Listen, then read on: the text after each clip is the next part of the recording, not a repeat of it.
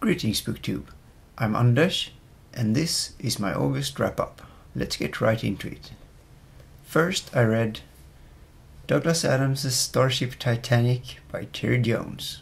This is a science fiction novel based on a video game that Douglas Adams made that's based on a spaceship mentioned in one of the Hitchhiker's Guide to the Galaxy books, which is also written by Douglas Adams. Douglas Adams wrote the storyline for the novel, but Terry Jones wrote the actual novel. There's a lot of humor in this, which isn't very surprising since Douglas Adams has a lot of humor in his books and Terry Jones is one of the Monty Pythons. A combination like that, it can't go wrong. Well, the novel can't go wrong, but the spaceship, yeah, that could go wrong. Why did they name it Titanic? It's the most technologically advanced spaceship in history, and when it's about to make its maiden voyage, it spontaneously disappears, with pretty much nothing but the robot crew on board. And then imagine in another part of the universe, here on Earth, a few friends have bought a big mansion and plan to make it into a hotel, and BAM! A huge spaceship crashes into the mansion. Then of course, some of them have to get on board to find out what happened, and they take off. That probably can't go wrong. I thought I should read a quote here. It's after they got on board the ship and they are talking to one of the robots. "Hey," exclaimed Dan, "how come you speak English?" Dan felt better now he'd found something concrete to question. "I beg your pardon, but I'm not speaking, what did you say? English?" All robotic functions on this ship are equipped with infrared translation sensors which automatically scan the brain impulses of passengers for language patterns. These patterns are then rearranged inside your heads so that you can understand and speak intelligibly whilst on the ship. You are actually speaking and understanding Blerontinian. Pretty convenient for writers of science fiction, huh? Anyhow, I gave it at least 4 stars. Then I read Acid by Emma Pass. Set in the future in the independent Republic of Britain, a country that has completely shut itself off from the rest of Europe. Brexit, anyone? The Agency for Crime Investigation and Defense, ACID for short, rules supreme. Jenna Strong has been imprisoned for life for a horrible crime that she can't really remember committing.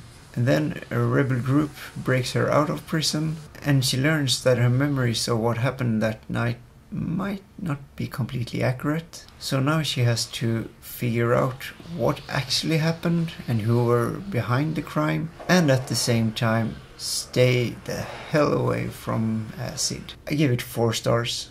And then I read Bridge of Time by Louis Busby. It's about 2 best friends, Joan Lee and Lee Jones. They are having a really bad day. The previous night, both of them found out that their parents were getting a divorce, and before they have time to tell each other about it, they're going on a field trip that's supposed to be to an amusement park, but now it's to an old fort.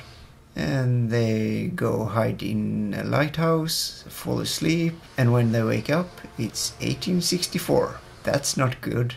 To help them figure out how to get back to 2012, they have the help of a mysterious man called Sam Clemens. And when I first read his name, I thought, Samuel Clemens?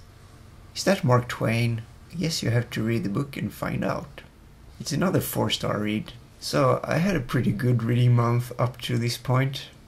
And then I read Harry Potter and the Cursed Child by Jack Thorne. I don't have much to say about it that hasn't been said better by other people. I know that both Samantha from Sam's Nonsense and Cece from Problems of a Book Nerd made long videos about them, so I linked those in the description below, and my rating is somewhere between 2 and 2.5 stars.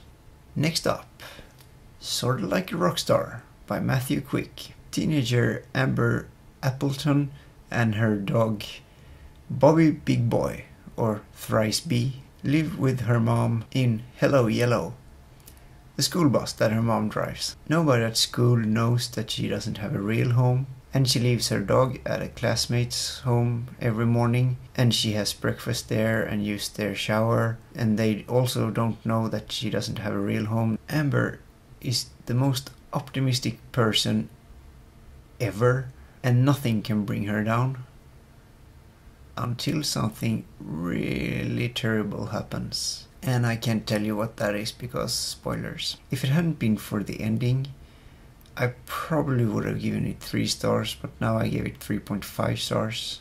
And lastly, I read The God Delusion by Richard Dawkins. This is a non-fiction book about religion. I would recommend everyone to read it, but I guess for atheists it will be like preaching to the choir, and for religious people, no matter what religion they are, they would probably feel attacked, and it probably wouldn't change their minds anyway, so either way, I enjoyed it, and I gave it 4 stars. Have you read any of these books? And did you like them? And did you read any good books last month? I guess that's all for now, so until next time. Did they have to start mowing the lawn now?